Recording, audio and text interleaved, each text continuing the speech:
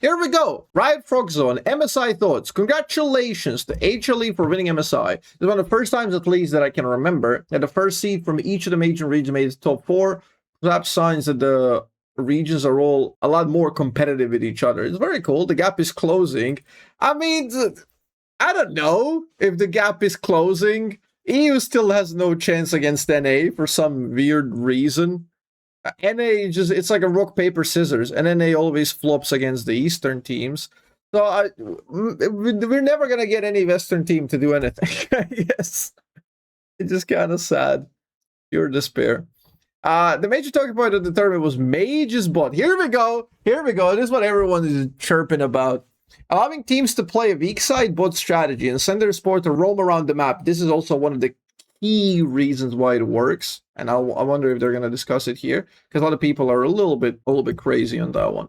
At the end of the tournament, there were 20% Mage bot picks. Yes, I've checked out the stats because I'm working on a video on Mages. They were picked about 20% of the time, so 1 in 5 games, or like 1 in 5 picks in bot lane would be a Mage bot. It was primarily these two. Mel had good win rate, Ziggs had terrible win rate. Overall, all the mages across the board, when you combine them, they would have 50% dead-on win rate.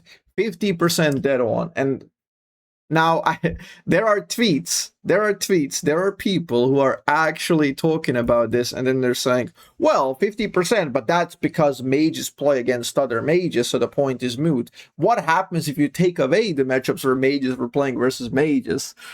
And, I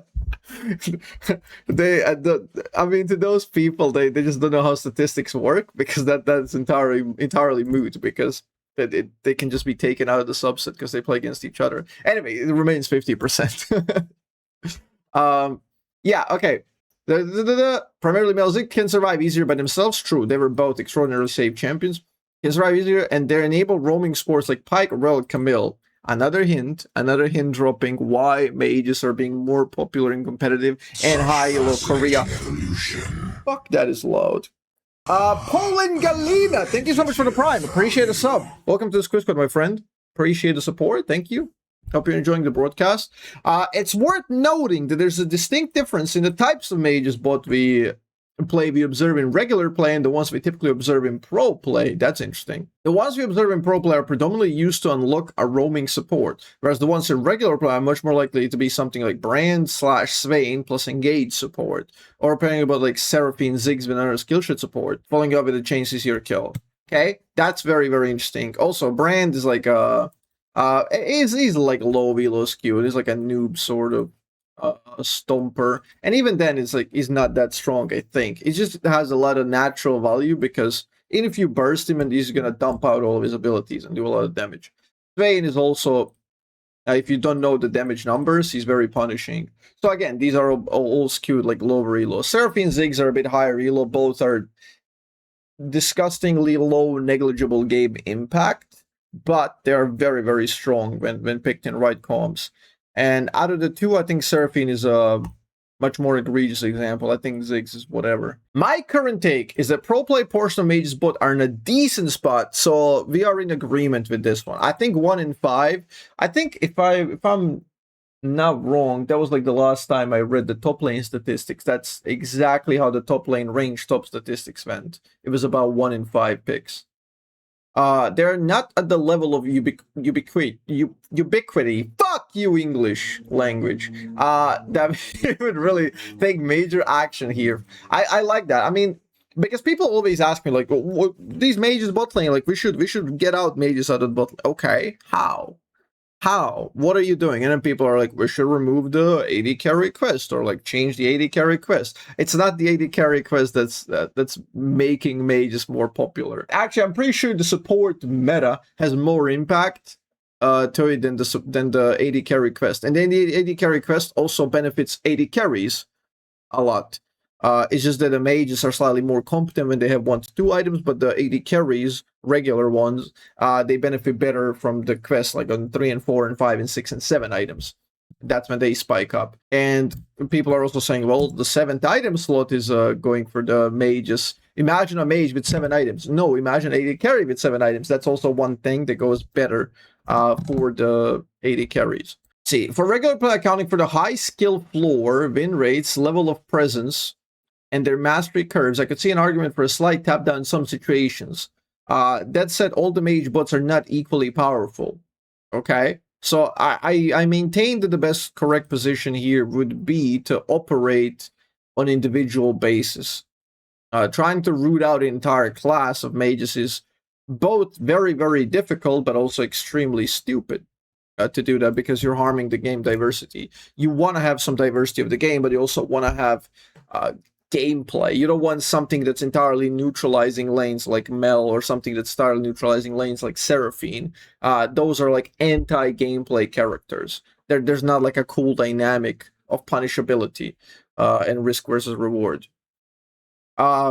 It is desirable for bot lanes to have a variety of different experience when playing bot, which should include things like mages, bot, melee carries, as those spikes of intensity plus variety are some of the things that keep League fun and fresh for the long term. This is something that I kind of suspected would be Riot's position, because again, they hold pretty much the same position in the top lane, and they really need to care for the game health, and they don't want the bot lane to just be this boring 80 carry on 80 carry plus enchanters, infinite scaling, like vet noodle fight until they eventually get like crazy items and just protect the 80 carry. There were metas where that happened, and it was kind of fun to play that style, but the problem is when that is the only style that you can play, then it becomes very, very problematic. So now I like the diversity. I like the variance in matchups. You can play different stuff. You can play a hyper carry with an enchanter. You can play a ranged you can play like an engage with a more bursty 80 carry, more castery 80 carry.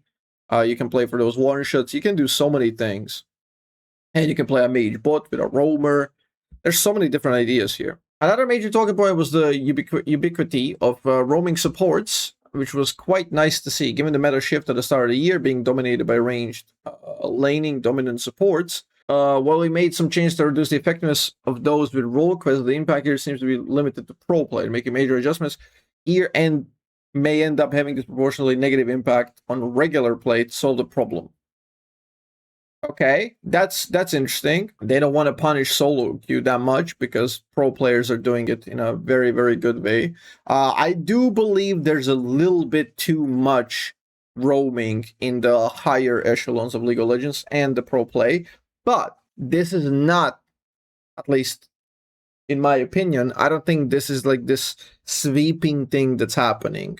We are seeing a lot of roaming, but that's not because roaming is more permissible based on the quest or some other change. It's just that there are a couple of characters that can break rules. There's a couple of characters that absolutely break rules. Camille is number one of them. If you watch my Korean climb, you've seen Camille probably like 60% of the games in the bot lane supporting. You've seen Pyke, or you haven't seen Pyke because you've seen Pyke 200% ban rate basically. So and you've seen Bard like 30% of games basically. These are the champs that just cheat the game, where they don't have to contend with the lane, which means that it can just make plays back to back. Go mid, make a play. Go top, make a play. Go bot, make a play. They get the catch up experience. They get a lot of value for nothing, even because of the natural strength of the characters. Also, Halo Blades is one of the problems. You can notice it's being used on 2 out of 3 of the worst problems here. But yeah, honestly, like I think individually tapping a couple of these champs, making them play more standard league, like you should still have your own unique aspect of it, but like Bard, right? He can still have his unique aspect, but it should be a little bit punishing to an extent. He shouldn't be doing that much with basically no resources. Anyway, the last notable call out is the prevalence of both Hextech Rocket Belt, that's just a busted item that's getting nerfed, and Sunder Sky at high levels of play. Sunder has been solid for a really, really long time. Hextech Rocket Belt, I think, is a bit too ubiquitous on immobile mages, in particular that removes a core weakness from them that can be engaged on and killed. I agree. I absolutely agree. For a guy who plays nothing but immobile champs, I agree. I think there's sanctity, there's specialness on being immobile, being weak, being vulnerable, having to position, having to moderate your positioning. I like that, yep. That's how it's relative to pro play, and doesn't find the same level of success in solo queue outside of very highest levels. I mean, we see this all the time in solo queue.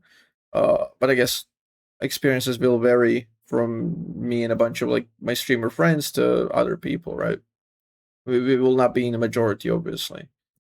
Regardless, we're still planning on adjustments that make it less effective on those users. Yeah, we've seen they shuffled out some power from the damage into tankiness. Retain effectiveness on the melee champs and that the item was originally designed for. Funnily enough, the shuffling damage to tankiness, it might actually be still good on some of these champs, but yeah. I don't know if it's going to do too much. Especially because the core fancy of Rockabilly is not really one that is strongly resonant for this use case. Yep. Sunder Sky has been a strong item for a long time, and arguably too strong for too long. Sunder's spike on one or two items particularly often results in champions being too heavily statted at those item breakpoints. I mean, we've all seen this. If you remember, like, you're gonna see a Pantheon who picks up Sunder Sky because he got like 2-0, and all of a sudden he's God. You just can't do anything against him, and he dominates the entire rift because he just runs around the rift, sits on somebody's face. And not only is he tanky, he does a lot of damage, also has that healing. It's just, it snowballs extremely out of control. Same thing happens with Camille, obviously. That said, a significant number of champions in the game purchases or have been tuned around this item. So all approach investigation follow balance carefully. It's pretty notable the MSI jungle pool is heavily stacked with 80 junglers, many of which use Sunder Sky. Yeah, honestly, seeing Riot Games, they hold pretty moderate, reasonable position on the Mage's bot. Something that I expected as well. It makes sense, like if you think of it, especially from their perspective and the game health and the longevity. I do believe that a lot of the hatred on Mage's bot has been exacerbated and over-exaggerated by role elitists, much like happened with the range top, right? People were crying, oh, what is the range top? Now is the norm. Like, we're getting squeezed out. We're no longer going to be like... And it was just like meta where Varus was broken. It was like a Dusk and Dawn abuse. Like, yeah, nerf the item, nerf the champ. Like, fuck it. Brother, the problem isn't being range inherently. In fact, playing a range top laner offers a lot of problems, and it has a lot of weaknesses if you know how to play against it. There you go. What do you think about this shot? Is Riot correct in this position, or should they try to like root out mages in some way, or should they want even more diversity in the bot? If you enjoyed that video, watch this next. Also, majority of our content comes from our direct live streams, which happen almost daily, so consider joining those and being part of the community live. Appreciate all of your support.